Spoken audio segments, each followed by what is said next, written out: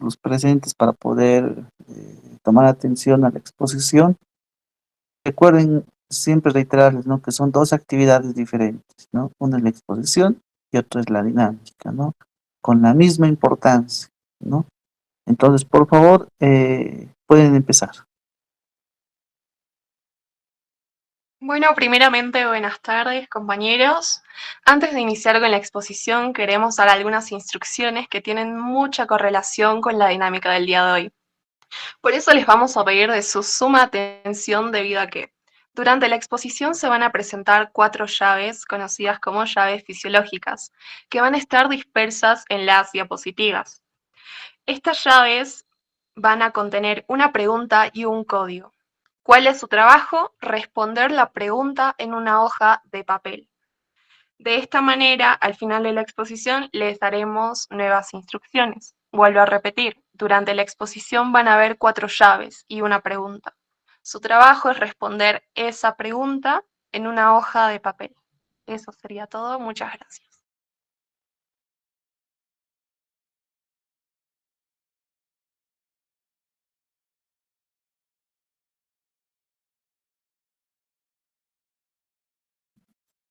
Bueno, buenas tardes, doctor, compañeros. Vamos a iniciar con la presentación, que es tos y hemoptisis.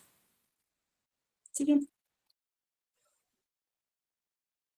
Bueno, como introducción, podemos ver que la tos y la hemoptisis clínicamente es muy importante y más tener un buen diagnóstico temprano, tanto como un tratamiento después a ello, es de vital importancia. No menciono lo que son las definiciones todavía porque vamos a pasar a la siguiente. Siguiente diapositiva. Bueno, definición de tos. En este caso, de acuerdo a lo que es el libro de Port, menciona que es un reflejo mediado por vía nerviosa que esta protege los pulmones de la acumulación de secreciones, asimismo de otras sustancias irritativas. Entonces, bueno, más resumido sería que pues es un mecanismo, ¿no? De protección, más que todo, en este caso, lo que es la tos y más que todo también lo que es un mecanismo de defensa. Y bueno, en lo que es en la tos vamos a tener también de acuerdo a una clasificación de acuerdo a su duración, que va a ser la tos aguda, subaguda, crónica y también igual más adelante se les va a ir mencionando nuevamente, pero no está más saberlo, que en este caso, vuelve al otro lado.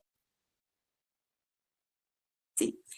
Bueno, entonces continuando con lo que es la tos, en lo que es en la tos aguda va a ser no menor a 3 semanas y en una tos subaguda puede ser de 3 a 8 semanas. Y en lo que es en la tos crónica va a ser ya mayor a 8 semanas en este caso.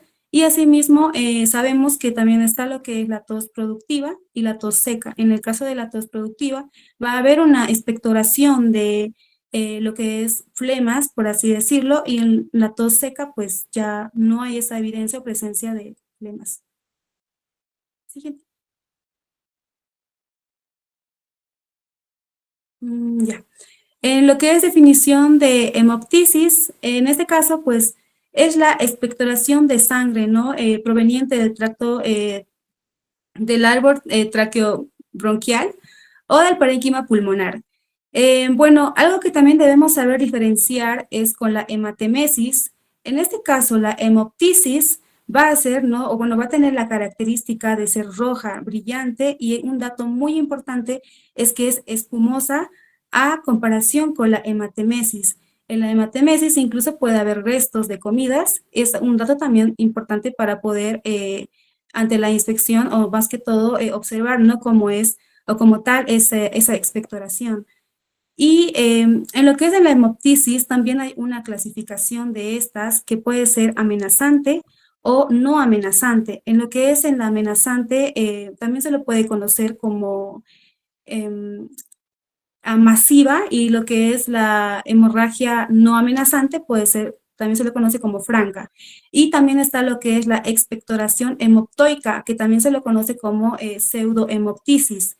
En este caso, para que podamos diferenciar de igual forma de una hemoptisis verdadera, en la pseudohemoptisis va a ser, o bueno, va a tener más que todo, ¿no? La característica de que, pues, es un sangrado proveniente del tracto respiratorio y asimismo puede ser del tracto gastrointestinal superior. Siguiente.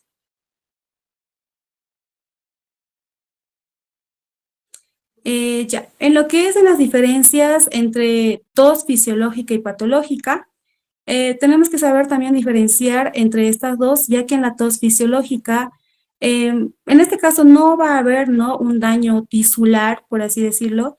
En lo que es en la tos fisiológica es como cuando tú estás barriendo, en el caso de polvos, evidentemente tú tratas, ¿no? O bueno, pasas por ese mecanismo para poder expectorar o mismo el organismo quiere como que limpiar esas vías aéreas. Otro ejemplo estaría en lo que son los humos o gases tóxicos, que es más fisiológico, ¿no?, que patológico. Y en este caso también es breve y asimismo, pues no es persistente como la tos patológica, que sí lo va a hacer. Y asimismo cumple una función protectora, como ya se había mencionado en un inicio, porque la tos es eso, es un mecanismo de protección o un mecanismo de defensa. En lo que es en la tos patológica, en este caso, como ya se había mencionado, es persistente y asimismo es excesiva. Y en lo que es en una tos crónica, vamos a ver que esto puede provocar, ¿no? O bueno, más que todo, afecta el estado o el bienestar del paciente y más que todo en un estado emocional, ya sea o física. ¿Qué es lo que puede provocar? En este caso es una fatiga, insomnio, dolor muscular y síncope tusígeno. El síncope tusígeno puede suceder por un episodio brusco y más, como se había mencionado, es persistente la patológica, entonces sí puede llegar a un síncope tusígeno. Y bueno, también vamos a ver que esta tos se va a reflejar, ¿no?, en una inflamación o en una infección. Siguiente.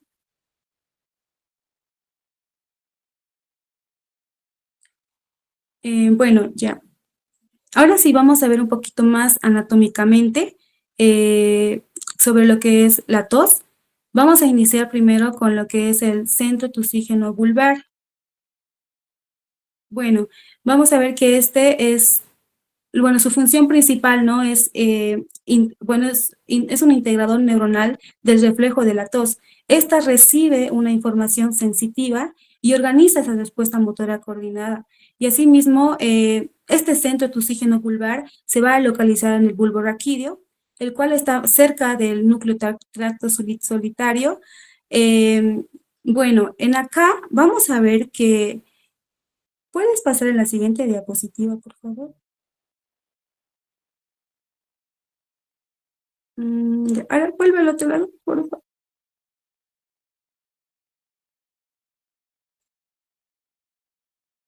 Ya. En cuanto a lo que es el centro tusígeno vulvar, más que todo, está más en la otra diapositiva del receptor tusígeno. Están muy involucrados en este caso porque cómo es que esto va a, más que todo, viajar, ¿no?, esa información del estímulo, de un estímulo irritante, como puede ser, por ejemplo, una sustancia irritativa o puede ser un microorganismo o también puede ser lo que es infecciones. Ah, y también pueden estas activarse por bueno, por una activación térmica. Entonces van a viajar, ¿no?, este estímulo a través de unas fibras nerviosas que va a ser más que todo del vago, que en este caso ya vamos a tocar lo que es los nervios que están implicados, ¿no? Y acá es muy importante el nervio vago. Y más lo que son las siguientes ramas, que son las ramas laringeas y traqueobronquiales. El nervio vago va a transportar, como ya había mencionado, esa información sensitiva hacia el bulbo raquídeo. Entonces, tenemos un estímulo irritativo, ya sea una sustancia irritativa tóxica, o ya sea un microorganismo, o ya sea por un proceso térmico, pasa ese estímulo por los receptores, o bueno, estimulan a los receptores tusígenos, que ya más adelante voy a mencionar. Una vez que estimulan a estos receptores, ¿qué es lo que va a suceder? Van a viajar o va a viajar esta información a través de estas fibras sensitivas, que ya igual más adelante, que creo que en la otra diapositiva se va a mencionar, viajan por esas fibras esta información hacia el bulbo raquídeo, que es acá más que todo, se enfoca en eso, en lo que es en el centro tusígeno vulvar. Y bueno, tenemos también otros nervios que va a ser el nervio glosofaringeo, el nervio trigémino y el nervio frénico, y asimismo los nervios intercostales. Estos nervios son muy importantes para una buena coordinación y así poder llevar esa información de tal estímulo. Siguiente.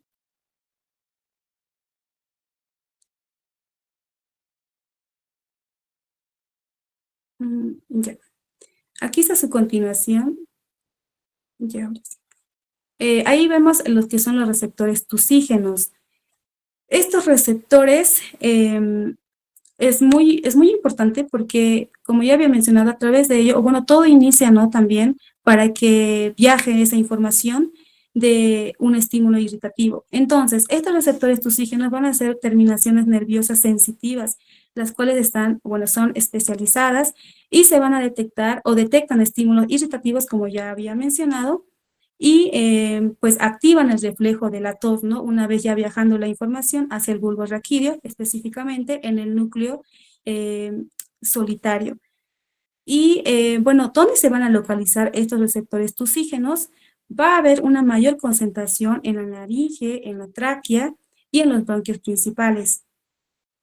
Hay en otros lados que también, en otras regiones o localizaciones anatómicas en las que se van a encontrar estos receptores tusígenos y por el cual también eso hace producir este reflejo tusígeno, ¿no? Y es donde es donde también se habla sobre la hematemesis, pero bueno, ahí no está tan involucrado. Entonces, más sería, como ya había mencionado, en la laringe, tráquea y en los bronquios principales, donde se van a encontrar en una mayor concentración estos receptores tusígenos.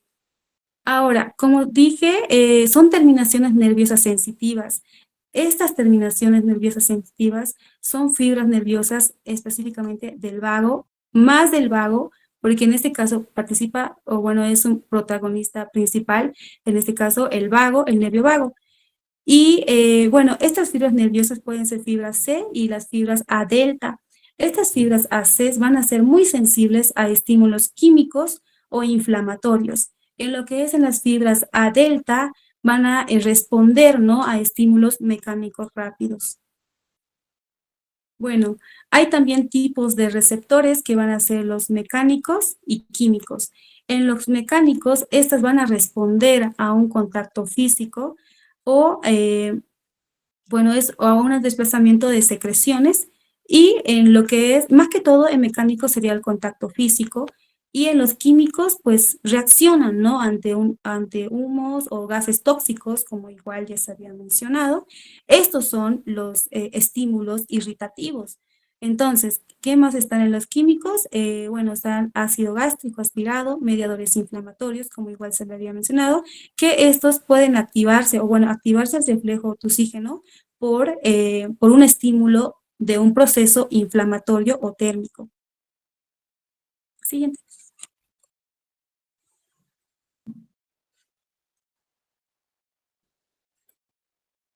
Ya, ahora sí vamos con lo que es el arco reflejo de la tos.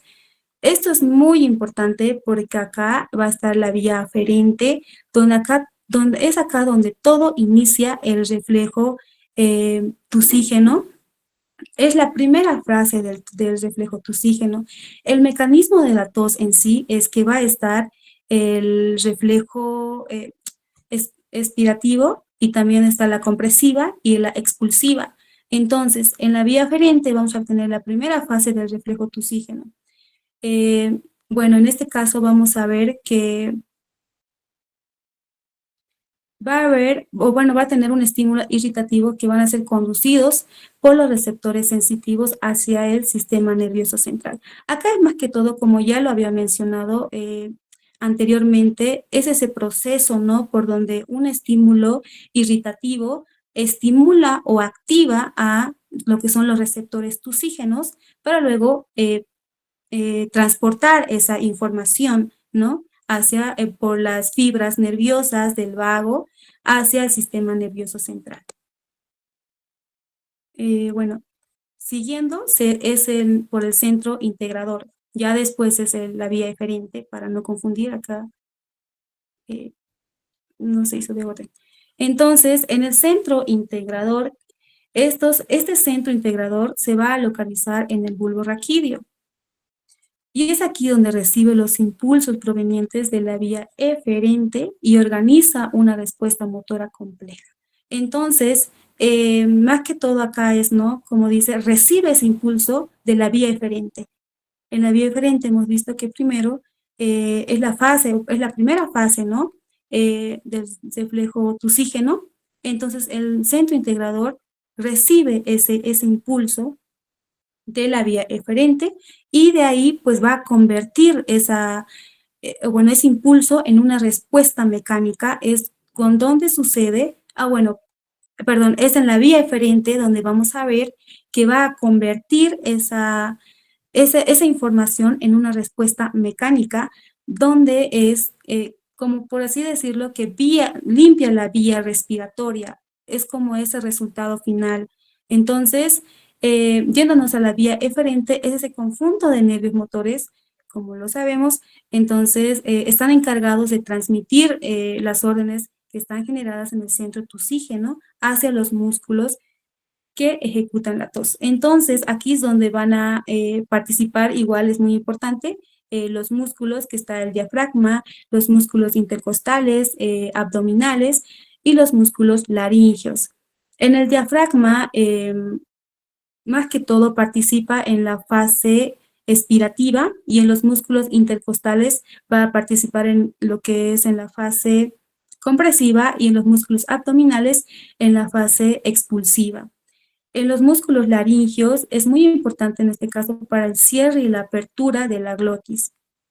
Siguiente. Bueno, ya pasamos con la segunda parte de la exposición, donde ya se les va a entender lo que es la fisiología y posterior la fisiopatología. Así es. Vamos a hablar acerca de la fisiología y los estímulos tusígenos como tal. Bueno, chicos, antes que nada, la primera pregunta es: ¿qué fase de la tos aumenta la presión intratorácica? Perfecto, continuemos. Como tal, nosotros sabemos que el reflejo de la tos vamos a tener tres fases fisiológicas que se mencionan. La primera es la fase inspiratoria, en el cual nosotros vamos a tener una persona que va a realizar una inhalación profunda, y esto con el fin de acumular el suficiente aire posible dentro de los pulmones para que de esta manera posteriormente se genere lo que es una tos efectiva. Luego de eso tenemos la segunda fase, la fase compresiva. En esta etapa las cuerdas vocales se cierran, mientras que los músculos expiratorios se van a empezar a contraer. Por tanto, esto va a provocar una compresión importante, una gran presión intratorácica que puede llegar a alcanzar los 300 milímetros de mercurio. Finalmente tenemos la tercera fase, la fase expiratoria. Esto es donde la glotis se abre bruscamente para que el aire salga a una gran velocidad, expulsando de esta manera secreciones, microorganismos y así partículas irritantes. Este mecanismo va a ser muy fundamental. ¿Por qué? Porque nos va a ayudar a mantener las vías aéreas limpias, y esto también nos ayuda a evitar posteriores infecciones. Sin embargo, todo en exceso o incluso una escasez puede llegar a ser ineficaz dentro de este mecanismo. Cuando la tos llega a ser excesiva o persistente, en todo caso, pueden llevar a complicaciones, por ejemplo, cansancio, dolor muscular, cefalea, mareos, disfonía o hasta incluso llegar a fracturas costales, que más adelante también se van a mencionar, e incluso lo relacionado a la incontinencia urinaria. Por otro lado, ¿qué nos produce una tos débil? Principalmente llega a ser peligrosa, porque esta disminución como tal, disminuye la capacidad que tiene el cuerpo para poder eliminar esas secreciones. De esta manera, a futuro va a favorecer lo que son las infecciones respiratorias graves. Esto usualmente es frecuente observar en quienes, en recién nacidos, en adultos mayores, en aquellos pacientes que tienen enfermedades neuromusculares, una deformidad a nivel torácico o en personas que se encuentran bajo sedación.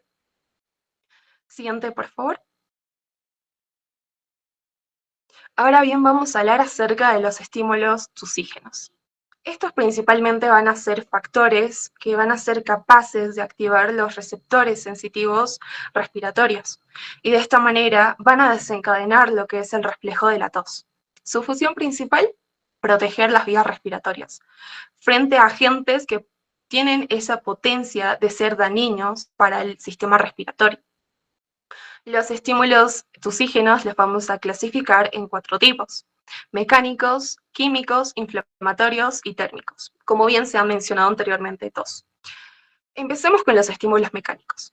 Estos van a ocurrir, como bien se mencionó, con un contacto físico. O incluso una deformación de la mucosa respiratoria. Por ejemplo, ante cuerpos extraños, ante el polvo inhalado, ya sea polvo, tierra, polen, otra parte o incluso la parte de la compresión de las vías aéreas. Estos estímulos van a activar lo que son los mecanorreceptores y las fibras, que bien se mencionó, las de tipo C o las de tipo RAR. Estas van a producir lo que es una tos rápida. De esta manera van a expulsar el agente irritante y causante como tal de este estímulo que posteriormente causa la tos. Luego tenemos los estímulos químicos. Estos principalmente aparecen tras una exposición a sustancias irritantes, como ser el humo de tabaco, los gases tóxicos, el cloro, el amoníaco, contaminantes ambientales incluso. Estas sustancias van a irritar directamente las terminaciones nerviosas sensitivas. Por lo tanto, aumenta lo que es la respuesta tusígena.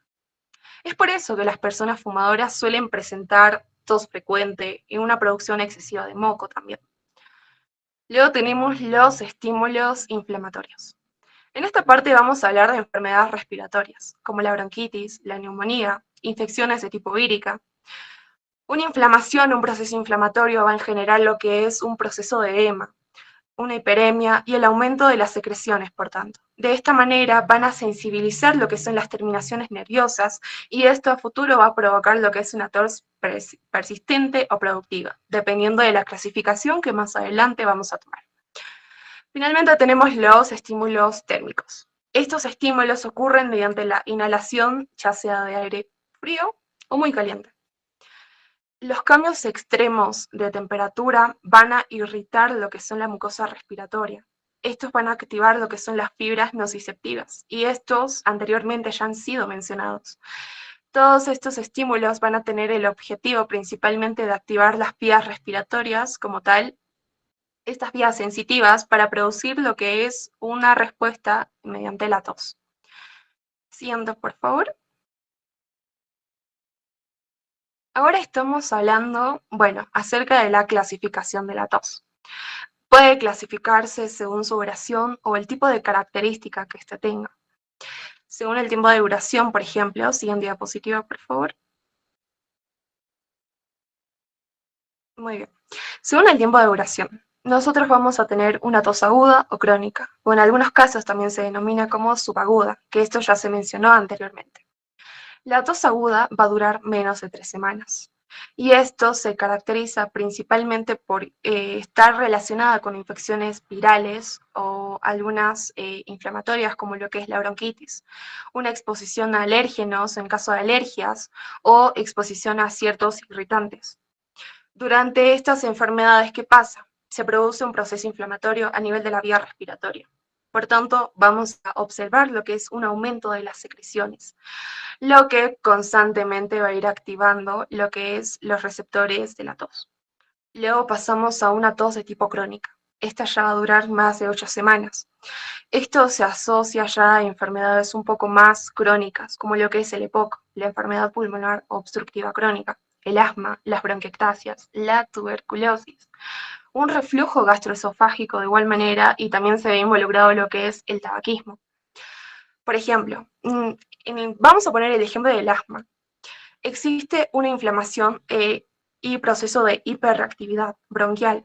Por lo tanto, ¿qué va a pasar? Los bronquios van a tener una respuesta muy exagerada a esto, a diferentes estímulos. En el caso del reflujo gastroesofágico, el ácido como tal va a ascender y va incluso a haber un proceso de broncoaspiración. Por lo tanto, este ácido del estómago va a irritar lo que son las vías respiratorias y va a estimular el proceso o el reflejo de la tos. Como último ejemplo tenemos el tabaquismo. El humo va a producir un proceso de inflamación crónica. Por lo tanto, va a haber un daño del epitelio respiratorio y a su vez un exceso en la producción de moco. Otro tipo de clasificación, de acuerdo a sus características. Puede ser una tos seca o una tos productiva.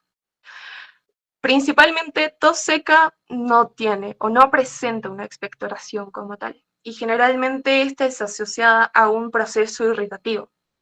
Produce dolor de garganta o incluso un dolor torácico debido al esfuerzo que hace la persona por toser. De esta manera pueden llegar a aparecer en infecciones virales, en el asma, en procesos alérgicos, en el reflujo, en el alergia incluso, o incluso provocado por algunos medicamentos. Los inhibidores de la enzima convertidora de angiotensina comatología CAS producen lo que es la acumulación de bradicimina. Por tanto, estos van a estimular lo que son los receptores de la tos. Por otra parte, tenemos la tos productiva. En este caso, sí hay expectoración y hay presencia de esputa. Por lo tanto, su función principalmente de la tos va a ser eliminar estas secreciones que poco a poco se van a ir acumulando en las vías respiratorias. Las características del esputo dentro de un laboratorio son muy importantes al momento de ver lo que son los componentes, que nos ayudan mucho en lo que es el diagnóstico. Un ejemplo rápido, por ejemplo, un esputo amarillo o verde lo vamos a asociar con una infección bacteriana, debido a que hay presencia de células inflamatorias.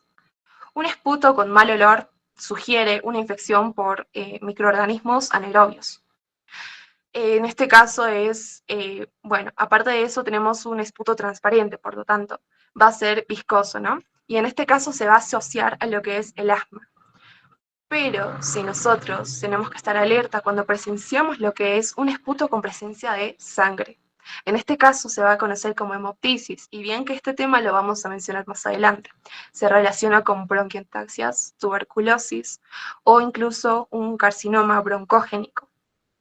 Finalmente tenemos la tos del fumador, que también en una otra literatura se menciona. En este caso, el humo del tabaco irrita constantemente la mucosa. Ya mencionamos lo que es inflamación y producción de lo que es el moco excesivo, pero esto principalmente como mecanismo de defensa. Siguiente, por favor. Ok.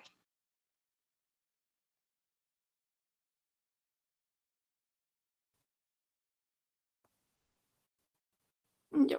Bueno, vamos a comenzar lo que es con la fisiopatología de la tos, en la que la tos no es algo que todos hemos tenido en algún momento de nuestras vidas. La tos es también el motivo de consulta más común de todo el mundo, y también no reconocer que la tos es como un mecanismo de defensa del cuerpo, que puede ser tanto por causas pulmonares, por causas de vías respiratorias, por causas de afecciones cardíacas, por afecciones esofágicas o inclusive afecciones que llegan no directamente al sistema nervioso central, ¿no?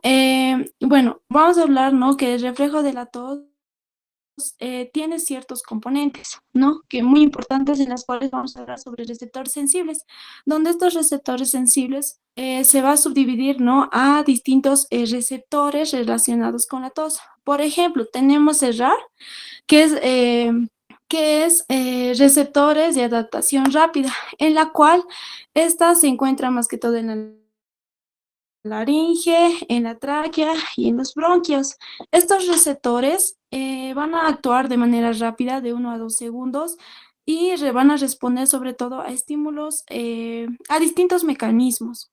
Tenemos lo que es la RAL, que son receptores de adaptación lenta, en la que esta no se va a encontrar más que todo en los revestimientos pulmonares y los revestimientos cardíacos. Tenemos el BD1, que es receptores de vaniloide tipo 1, en la cual esto se encuentra en donde, en los canales auditivos, en el esófago y en los senos paranasales, ¿no? Como vemos en la imagen. Es por ello, ¿no? Que también es por el que también comentamos, ¿no? Que la tos no solamente va a ser lo que es el problema de vías respiratorias o de los pulmones, ¿no? También va a llegar, ¿no? A problemas de afecciones esofágicas, ¿no? Como el reflujo gastroesofágico, o también, ¿no? Como la rinosinusitis, ¿no? Que esto, ¿no? Es debido, ¿no? A los receptores vaniloides, ¿no? Ya. Estos receptores van a ser estimulados, ya, donde estos estímulos va a dar, ¿no? Receptores o va a dar inicio a todo este proceso. Uno de estos, bueno, de nuestro receptor va a ser, ¿no? Estos estímulos va a ser, depende a estímulos mecánicos, también a estímulos inflamatorios, ¿no? Como inflamación, como alergias y, y otras causas más. También tenemos lo que es los estímulos químicos, ¿no? Como químicos y como físicos, donde van a llevar también, ¿no? Información a través de vías aferentes. Siguiente diapositiva, por favor. Ya. Aquí vamos a tener la segunda pregunta, que es, ¿no? ¿Qué vía nerviosa inicia el reflejo de la tos? Ya, vamos a comenzar con las vías aferentes, ¿no?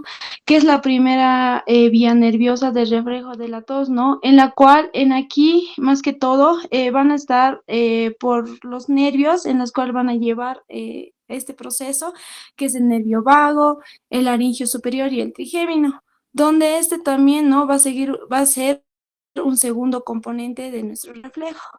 También una vez que la información en aquí es recogida y se llevan, ¿no? Esas apariencias a través de potenciales, ¿no?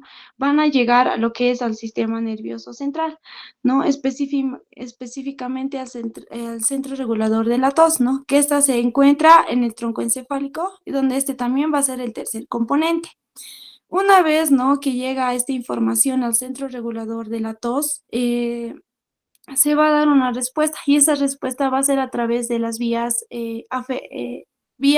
eferentes, en la cual esta va a ser el cuarto componente, ¿no? Y este va a ser llevado, bueno, va a llevar la información por qué nervios, por los nervios del vago, del frénico, por los nervios espinales y sobre todo, ¿no? En el C3 a C2.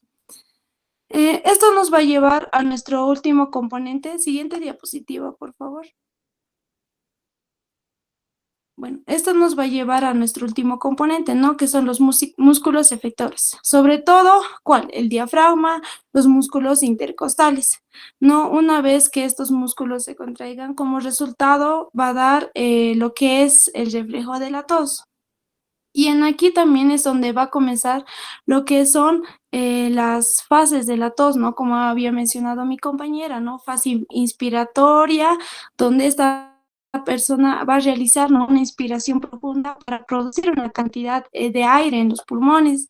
También la fase comprensiva, donde en esta fase la glotis se va a cerrar y los músculos respiratorios como el diafragma y los músculos intercostales se van a contraer. Y esto va a provocar lo que es la presión, ¿no? Dentro del tórax. También la última fase, ¿no? Que es la fase expiratoria, donde esta última fase la glotis se abre bruscamente y el aire sale a gran velocidad desde los pulmones hacia el exterior. Siguiente diapositiva, por favor. Bueno, aquí ya es como un resumen, ¿no? De todo lo hablado, de que va a comenzar, ¿no? Con los estímulos, tanto químicos, como el tabaco, como tierra, como humo, ¿no? Donde estos ya van a dar, ¿no? Es uno de los estímulos donde aquí va a iniciar lo que es el reflejo de la tos, ¿no? Vamos a comenzar con receptores sensibles, lo que les mencioné, receptores de adaptación rápida, tanto receptores de adaptación lenta y receptores de vaniloide de tipo 1. ¿No? Donde estos, por lo tanto, se van a ir por vías aferentes, ¿no? Que es el segundo componente, donde este ya va a estar, bueno, va a dar señal de información por los nervios vagos, por el nervio laringio superior y también por el nervio trigémino, en la cual esta información es recogida, van a llevar apariencias de potencialización.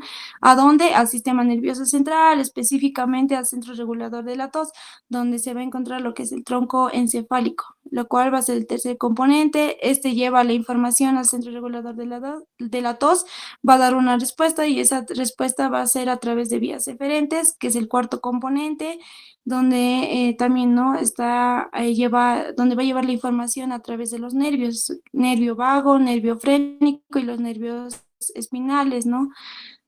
Sobre todo lo que es el C3 y el S2, en la que, bueno, nos va a dar nuestro último componente, que son los músculos,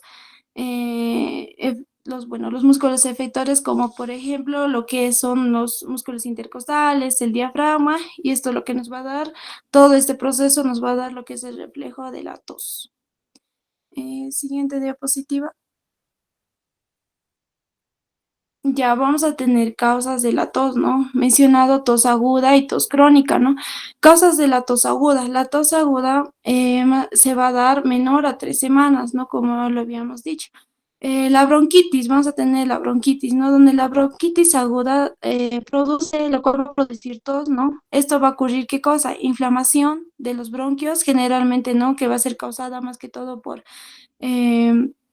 virus o por bacterias, lo cual, ¿no? Esta mucosa bronquial se irrita y va a aumentar lo que es la producción de moco y va a activar, ¿no? Lo que es los receptores sensibles de la vía respiratoria. Tenemos lo que es la neumonía, donde la neumonía, ¿no? Va a producir tos debido a que a la infección e inflamación, más que todo del tejido pulmonar y de los alvéolos, ¿no? Estos van a causar que acumulación de líquido, pus y secreciones dentro de los pulmones, irritando así lo que son los receptores respiratorios. Tenemos la laringitis, que es va a ser causa de tos, ¿no? Porque va a existir también inflamación en lo que es la laringe, las cuerdas vocales. Esto generalmente más que todo por virus o irritación. Tenemos lo que es la tosferina, que esta es producida más que todo por la bacteria, ¿no? Bordetella pertussis, ¿no? Que esta va a cocinar tos debido a la bacteria, donde esta bacteria va a liberar lo que es las toxinas y lo cual van a dañar lo que es el epitelio respiratorio. Tenemos la influenza, donde la influenza también va a producir tos, ¿no? Por el virus de la influenza y también, ¿no? Esta va a invadir y va a inflamar lo que es el epitelio respiratorio, especialmente lo que son las tráqueas y los bronquios. Siguiente diapositiva, por favor.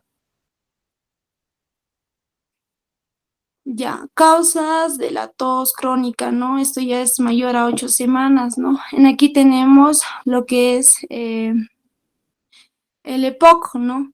Que el EPOC es la enfermedad pulmonar obstructiva crónica, en la cual, ¿no? Va a producir tos crónica, ¿no? Porque va a existir más que todo inflamación de los bronquios, va a haber daño progresivo de las vías respiratorias, también generalmente asociado, ¿no? O va a ser asociado más que todo al tabaquismo, al humo o a contaminación. Tenemos lo que es también el enfisema, ¿no? Que el enfisema es, bueno, igual va a producir tos, ¿no? Debido a que a la destrucción de los alvéolos pulmonares y también lo que es a la elasticidad del pulmón. Tenemos lo que es el asma, lo que el asma igual va a producir tos, ¿no? Esto va a ocurrir lo que dijo una inflamación o una hiperreactividad de los bronquios ante estímulos como que humo, polvo, frío o alérgenos, ¿no? En la cual estos bronquios se van a contraer y van a producir lo que es más moco, van a irritar lo que son los receptores, a los receptores respiratorios. También tenemos lo que es la tuberculosis. La tuberculosis, ¿no? Es una tos crónica también, donde va a ser producida, ¿por qué? Por la bacteria Mycobacterium tuberculosis, donde esta, ¿no? Va a provocar lo que es la inflamación, también la destrucción del tejido, progresiva, ¿no? Del tejido pulmonar. Eh, con el avance, ¿no? De esta enfermedad, ¿no? La tos puede volverse más que todo más intensa, se puede acompañar con flema, con sangre, fiebre, pérdida de peso y sudoración nocturna. Siguiente diapositiva, por favor. Ya tenemos, ¿lo puedes cambiar a la otra? Ya tenemos otras causas. ¿no? Como por ejemplo las alergias. Las alergias, ¿no? También van a producir tos. ¿Por qué sustancias? Más que todo, ¿no? Por el polvo, por el polen, también por el pelo de animales, por el humo, ¿no? Esto va a dar más que todo una reacción exagerada del sistema inmunológico en las vías respiratorias. Esta reacción va a causar también inflamación, aumento de moco, irritación también, ¿no? De los bronquios y de la garganta. También tenemos lo que es la enfermedad por reflujo gastroesofágico, ¿no? Que esto también va a producir tos. ¿Esto por qué? Por el ácido del estómago, ¿no? Que asciende hacia el esófago.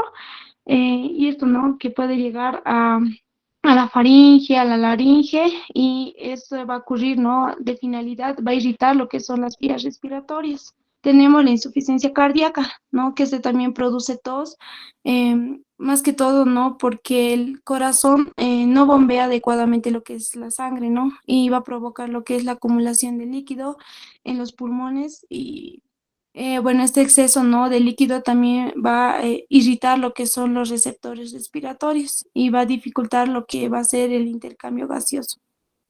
Siguiente diapositiva, por favor.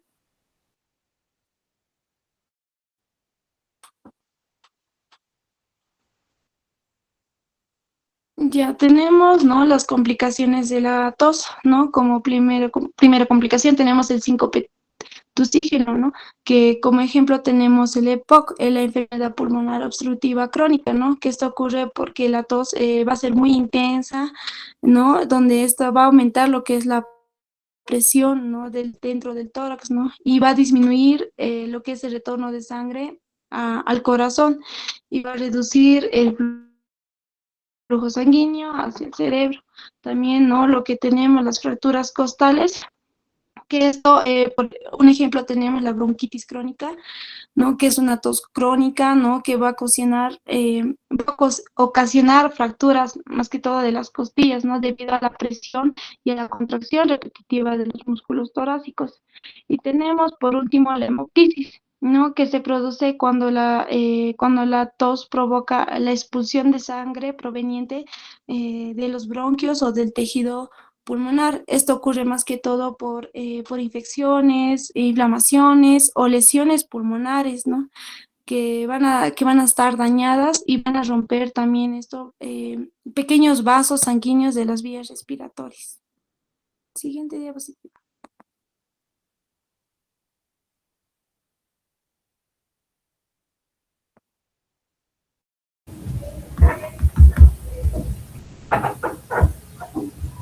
Ya.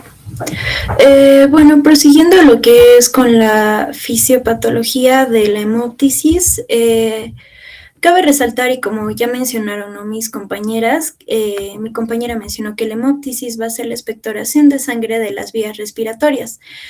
Cabe diferenciar de la hematemesis, ¿no? Que va a ser el sangrado proveniente del tubo digestivo, y de la epistaxis, que va a provenir, ¿no? de las cavidades nasales como tal. Ahora, bueno, antes de proseguir, ¿no? con la fisiopatología, vamos a ver un poco de anatomía vascular pulmonar, ¿no? En el cual vamos a hacer énfasis en la circulación bronquial. Y aquí viene la tercera llave de este capítulo, que es: ¿qué circulación es la principal fuente de hemorragias pulmonares masivas? Bueno, prosiguiendo, ¿no? Vamos a empezar con la circulación bronquial. Este tipo de circulación, ¿no? Su función principal va a ser nutrir principalmente a lo que es el aparato respiratorio, ¿no? ¿Cómo va a suceder toda esta circulación? Se va a originar a partir de la aorta torácica, y de la aorta torácica van a ser lo que es las arterias bronquiales, tanto derecha e izquierda, ¿no? Estas arterias van a irrigar a lo que es bronquios, bronquiolos, tejido conectivo, pleura visceral y vasos linfáticos, ¿no? En cuanto al trayecto, un poco sería lo que es la aorta, las arterias bronquiales, las ramas peribronquiales y la microcirculación. La microcirculación, ¿no? Es donde se va a producir lo que vendría a ser la anastomosis, ¿no? Broncopulmonar. Y en cuanto a lo que ¿cómo se va a hacer, por así decirlo? La sangre va a drenarse hacia la vena ácigos y la vena hemiácigos, ¿no? En la vena ácigos sería tanto del lado derecho y la vena hemiácigos sería proveniente, ¿no? Del lado izquierdo, ¿no? Bueno, prosiguiendo también ahora con la circulación pulmonar, tenemos que igual el proceso, la función principal, empezando, va a ser más el intercambio no gaseoso que se va a dar aquí. Este se va a originar, ¿no? En el ventrículo derecho como tal, en el cual inicia, ¿no? Del tronco pulmonar, y las arterias se van a dividir tanto en arteria pulmonar derecha e izquierda. El trayecto más o menos es del ventrículo, ¿no? Lo que es derecho va a pasar por el tronco pulmonar y hacia las arterias pulmonares. Estos pasan a lo que es las arteriolas para terminar en los capilares alveolares como tal. En los capilares alveolares es donde se va a dar lo que es el intercambio gaseoso, ¿no? En el cual el dióxido de carbono va a salir de la sangre hacia el alveolo, y en el caso del oxígeno va a ser desde el alveolo, ¿no? Hacia la sangre. El retorno, en cuanto al retorno, no va a ser desde desde las vénulas hasta las venas pulmonares para terminar lo que es en la aurícula izquierda. Ahora un poco, ¿no? Con fisiopatología de la hemoptisis, como ya lo han mencionado, va a ser un poco, bueno, por varias causas, no hay como una sola causa, ¿no? Entonces, relacionado con la tuberculosis, ¿no? Tenemos que el Mycobacterium tuberculosis va a ser una bacteria gram positiva, ¿no? Que va a ser dependiente de oxígeno, en el cual esta se va a transmitir de persona a persona, pero por gotículas respiratorias, ¿no? En lugares hacinados o de bajos recursos, ¿no? Como tal. Estos van a viajar por el tracto respiratorio y se van a hospedar, por así decirlo, en los alveolos, ¿no? Pero nuestro sistema, ¿no? Inmunológico, como reconoce, ¿no? Cualquier objeto o sustancia extraña, microorganismo, va a activar la primera línea de defensa, ¿no? Que es el macrófago, y por medio de este macrófago, de esta célula, y su proceso, ¿no? Lo que es la fagocitosis, va a intentar contener, ¿no? Lo que es al Mycobacterium. ¿Cómo lo va a contener, no? Por su capa, que es el fagolisosoma, ¿no? Este fagolisosoma va a ser una capa demasiado ácida en el cual contiene, ¿no? al microorganismo. Sin embargo, el Mycobacterium puede llegar a salir, ¿no? Del fagolisosoma. Entonces, bueno, se va a producir, se prolifera, ¿no? Como tal, el Mycobacterium tuberculosis. Otra también sería que el linfocito T, ¿no? El macrófago, ¿no? Termina secretando, ¿no? Lo que es interleuquina 12, ¿no? Y activa el linfocito T, ¿no? Para terminar produciendo lo que es el factor de necrosis tumoral gamma, y finalmente terminar igual liberando lo que es interleucina 2, ¿no? En este mecanismo, ¿no? Para eliminar al microorganismo, ¿no? Sin embargo, en ese intento también puede presentar que el microorganismo no va a morir, ¿no? Y se puede seguir proliferando, ¿no? Entonces, el linfocito T, ¿no? Avisa a los ganglios linfáticos, a los ganglios, ¿no? Cercanos, en el cual producen, ¿no? Lo que es una migración tanto de monocitos, neutrófilos y los macrófagos y linfocitos ya descritos, ¿no? Para intentar igual combatir contra el microorganismo, y en este intento de combatir, ¿no? Es lo que se forma el granuloma, ¿no? Pero, ¿qué pasa? Que este tipo de células no solo van a atacar al tejido, al microorganismo, ¿no? Sino que también causan daño a los tejidos o vasos adyacentes, ¿no? Y puede causar lo que es el pseudoaneurisma, que va a ser prácticamente un falso, ¿no? Aneurisma, que va a tener contenido contenido de sangre, ¿no? Como tal, y este puede ser el causante, ¿no? Que sea el causante de la hemoptisis como tal.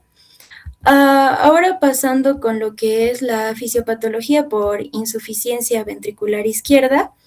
En la insuficiencia ventricular izquierda, ¿no? Va a ser una deficiencia, ¿no? Como tal del ventrículo izquierdo, por lo cual va a haber una disminución del gasto cardíaco.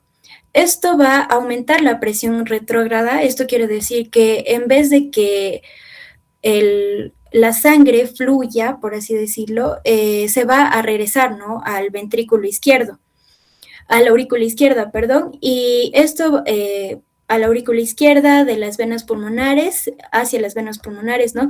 Y va a causar lo que es una hipertensión venosa pulmonar.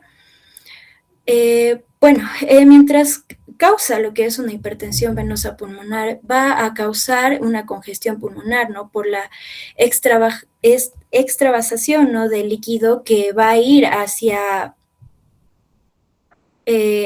ya que hay un aumento como tal de la presión hacia los capilares pulmonares, aquí hay una extravasación, ¿no? De líquido intersticial y los alvéolos, ¿no? Causando lo que es el edema alveolar y por ende la ruptura capilar, ¿no?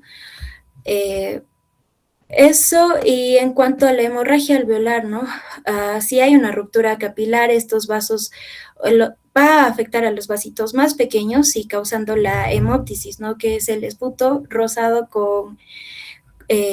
y espumoso, ¿no? Ahora pasando a lo que es la fisiopatología por carcinoma broncogénico o broncógeno. Este va a ser un tipo de cáncer, ¿no? Que va a afectar a las vías respiratorias por el uso, ¿no? De el consumo de tabaco como tal, en el cual libera sustancias carcinogénicas como los benzopirenos. Estos benzopirenos van a causar lo que es una irritación al sistema respiratorio, ¿no? Sería lo que es al epitelio bronquial, ¿no? Y por lo cual va a causar un crecimiento tumoral, además de que este va a inhibir, ¿no? O va a causar una metaplasia escamosa en un intento de que el sistema o las células del sistema respiratorio se hagan más fuerte ante estas sustancias químicas, ¿no? Para resistir. En un intento de tratar de evadir, ¿no? Esto va a haber un crecimiento tumoral, ¿no? Pero esto va a terminar afectando y va a haber una alteración del ADN, ¿no? Un daño del ADN y va a causar lo que es ya como el crecimiento tumoral, pero va a afectar también a lo que es el gen P53, ¿no? Que esto va a terminar inhibiendo y disminuyendo, ¿no? Lo que es la reparación celular. Una vez que hay el crecimiento tumoral, va a haber, este tumor necesita, ¿no? Alimentarse y necesita, por así decirlo, recibir varios nutrientes, ¿no? Por lo cual va a haber una neovascularización tumoral, en el cual va a formar vasos, nuevos vasos, pero estos van a ser demasiado frágiles y anormales, ¿no? Para finalmente estos se pueden romper, ¿no? Además de que puede haber la invasión bronquial o la erosión y destrucción vascular, y por ende habría lo que es el paso de sangre, ¿no? A las vías respiratorias, tanto por la ruptura de estos nuevos vasos, como también por la invasión bronquial y causando la hemoptisis como tal. Y por último tenemos lo que es la fisiopatología de la hemoptisis por endometriosis pulmonar. Esto es muy raro, puede ser una causa muy rara, ¿no? En el cual el tejido endometrial va a migrar, ¿no? A lo que es al aparato respiratorio, ¿no? De manera ectópica, ¿no? Y esto va a producir lo que es una hemoptisis catamenial que va a ir a la par con la menstruación, o sea, de la mujer. Ahora, en cuanto a la clasificación de la hemoptisis, tenemos que se va a clasificar según el volumen, por hemoptisis leve, que es menor a 30 ml por día, hemoptisis moderada, que es entre 30 a 150 ml por día, y la hemoptisis grave, que es a partir de 150 ml por día. Ahora, la gravedad, según su gravedad, ¿no? Tenemos que la hemoptisis puede ser leve o no amenazante para la vida, que va a ser menor a 100 ml por hora, y la hemoptisis grave o amenazante para la vida, que va a ser mayor a 100 ml por hora.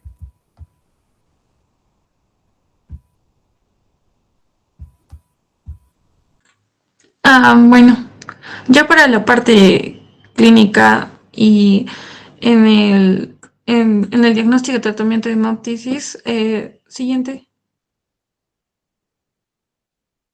Kennedy, por favor. Bueno, para las principales causas vamos a considerar en las infecciosas, las vasculares, las tumorales y otras.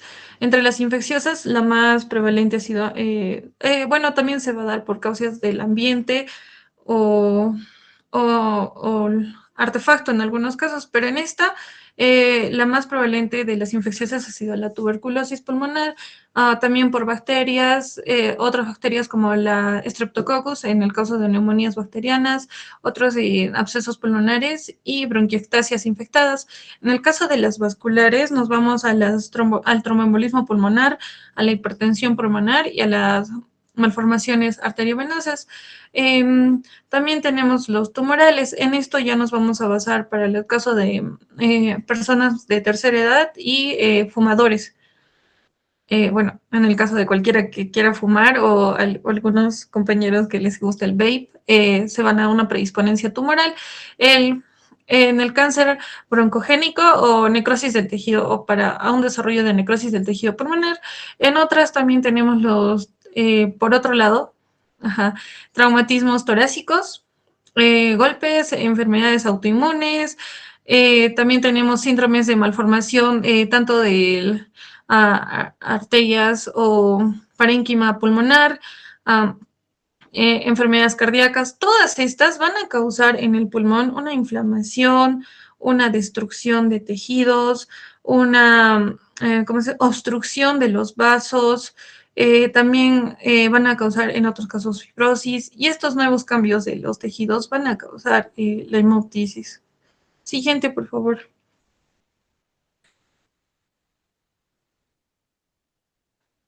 Ya, bueno, para también, considerando la etiología de la hemoptisis, una es, como dijimos, por vía aérea o vía pulmonar. Tenemos especialmente, como ya habíamos dicho, también podría ser por bronquiectasia, bronquitis crónica, carcinoma broncogénico, tumores carcinoides o metástasis. Y en el caso del parénquima pulmonar, que estamos hablando ya de tejido pulmonar, se va a dar por neumonías, los granulomas de los tuberculosis, absceso pulmonar o aspergilomas. En el caso de las vasculares, por una obstrucción de tromboembolismo pulmonar, malformación arteriovenosa, aneurismos pulmonares. Ya para las manifestaciones clínicas nos basamos en 4. Vamos a tener la expectoración de tos con sangre. Estas tienen que ser netamente inferiores. Hay un nuevo concepto que es de la pseudo-hemoptisis. ¿Cuál va a ser la diferencia con la hemoptisis? La pseudohemoptisis va a ser de vías aéreas superiores y la hemoptisis va a ser de las vías aéreas inferiores. ¿En qué estamos hablando de la pseudohemoptisis? Ya es sangrado de laringe, sangrado desde la nariz, desde la boca, mientras que la hemoptisis ya es de vías aéreas inferiores, como desde los bronquios o pulmones. En el caso ya para la disnea, en este caso es en casos de tromboembolismos, obstrucciones o EPOC. Ya para el dolor torácico se va acompañado de fiebre, este va a ser en algunos casos intermitente o corto, y en el shock ya nos vamos al lado hipovolémico. En este el paciente va a presentar la misma cianosis y la falta perfecta de circulación. Siguiente. Ya para las características, diferenciando la hemoptisis, hematemesis, Especialmente la hemoptisis va a tener una característica espumosa, puede estar acompañada de esputo. También estas mismas son, como dijimos, espumosas y más claras. En el caso de la hematemesis, como hemos dicho, puede ser la hematemesis ya por vómito desde la parte digestiva y la hemoptisis desde la parte pulmonar. En el caso para diferenciar la hematemesis como un rojo más oscuro y la hemoptisis un rojo más claro. Bueno, el otro con restos alimenticios, el otro con saliva o esputo. En el caso de la hematemesis es por dolor abdominal y en el caso de hemoptisis por tos, fiebre o disnea. En la diferencia otra es que la hematemesis va a ser ácida y la hemoptisis alcalina. También tenemos una tabla de consideración, como dijimos, patología, como ya le había mencionado, por vías aéreas, el parénquima y ya de los vasos. Siguiente.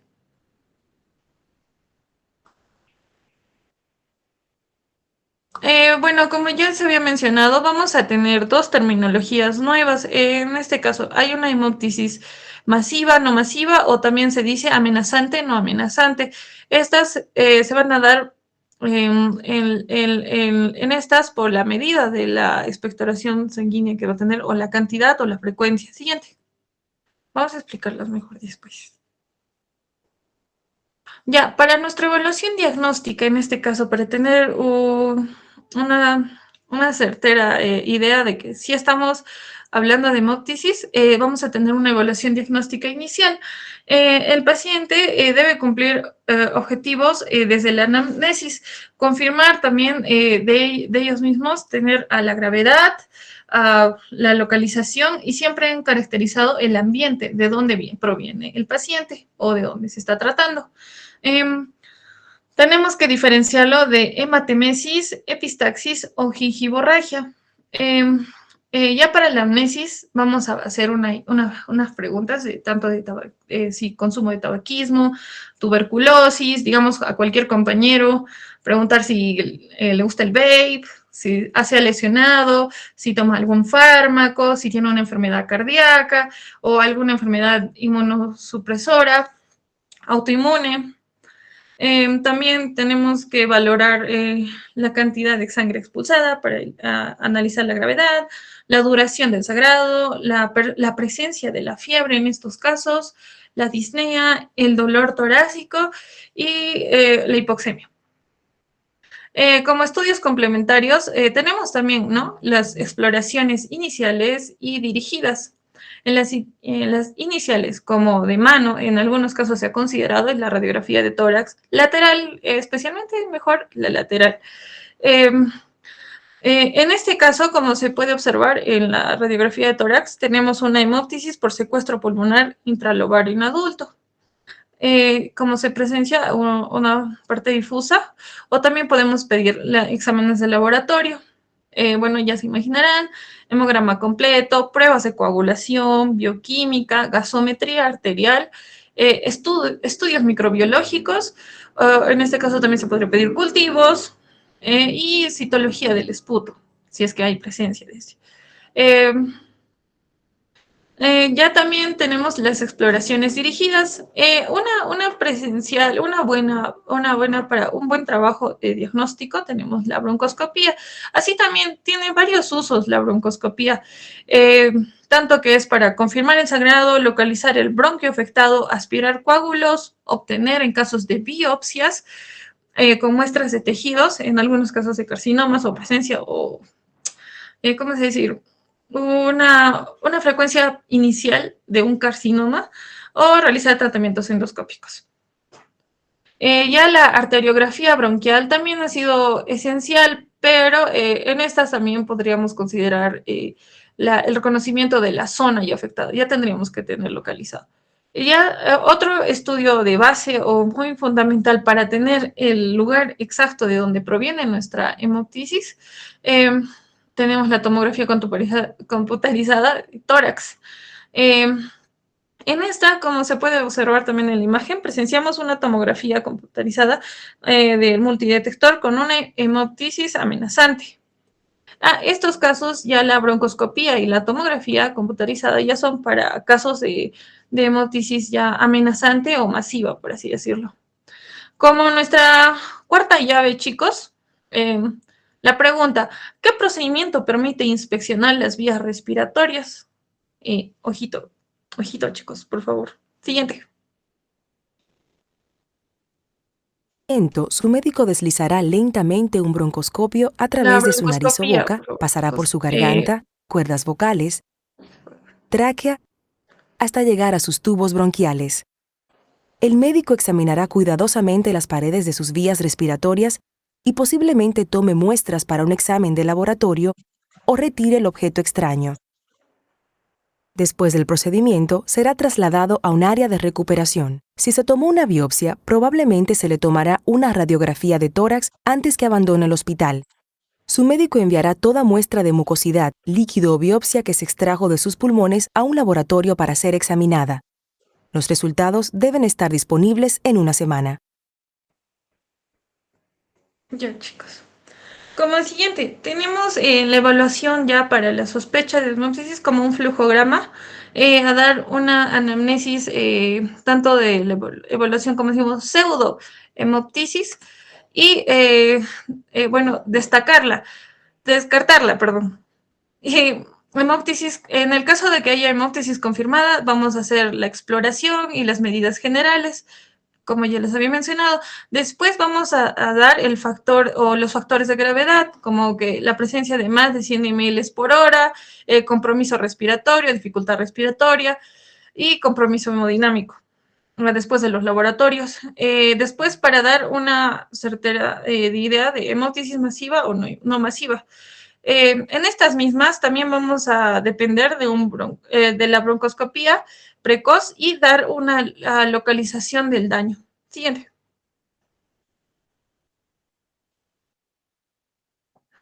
Ya para nuestro tratamiento, consideramos ya las medidas generales como posición de cúbito lateral sobre el pulmón afectado, reposo, oxígeno suplementario, monitorización, control en el caso de la tos, ya después control farmacológico en los antibióticos, si es que hay una infección. Y en este caso también tenemos dos populares anfibrolíticos, especialmente el ácido tranexámico y el ácido aminocaproico. Después tenemos los vasoconstrictores endotraqueales, tanto sería la adrenalina, la telipresina y la ornipresina. Ya también vamos a considerar la protección de las vías aéreas. En esta tenemos la intubación orotraqueal, la ventilación mecánica, también tenemos tanto para un uso del catéter Fogarty o para dar un bloqueo bronquial selectivo. También tenemos un aislamiento del pulmón o del área afectada. También la broncoscopía terapéutica. Esta va a ser tanto de medida flexible o rígida. En la flexible vamos a tener la aspiración de la sangre y los coágulos, lavado bronquial y localización de nuestro sangrado. En la rígida va a ser un control de la vía aérea, aspiración de grandes coágulos y hemostasia directa. También tenemos el tratamiento quirúrgico. En esta ya se va a dar con ¿cómo decirlo?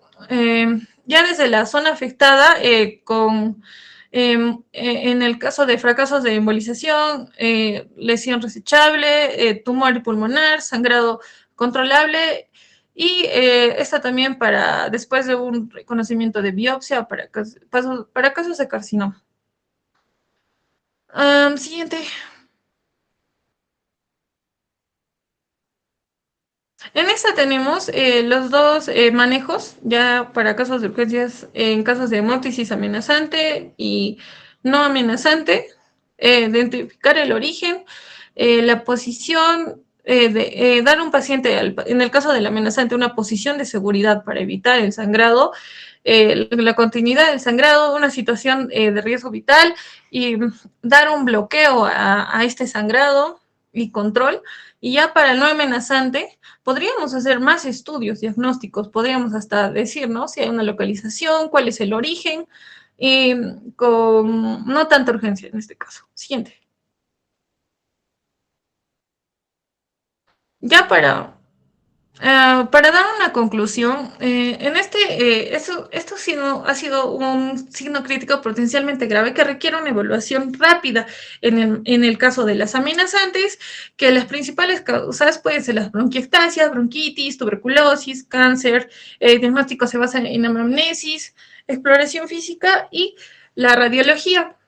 Considerando también que podemos dar ideas a que hay en algunos casos una confusión entre otros tipos de sangrados, pero no olvidarnos de la inición base desde la radiografía de tórax a la broncoscopía, la evaluación de los medicamentos, desde la etiología hasta el fin de la causa. Eso sería todo. Gracias.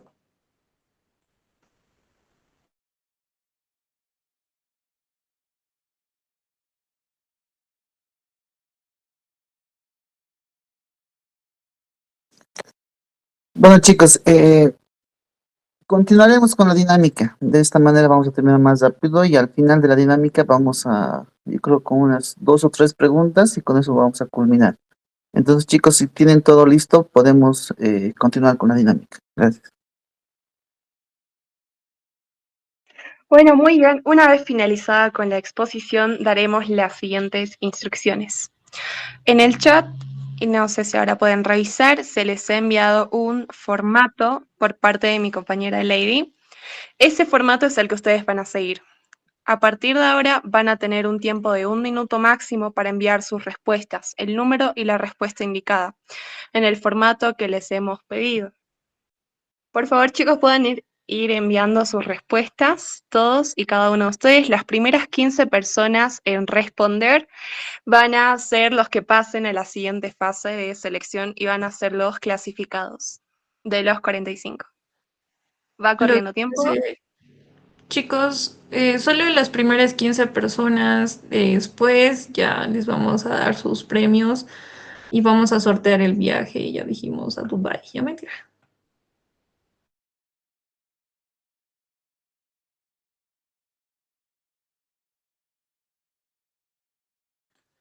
Vamos a querer sortear un viaje de Saguadero, chicos. Ustedes, vamos. Respondan todos, por favorcito.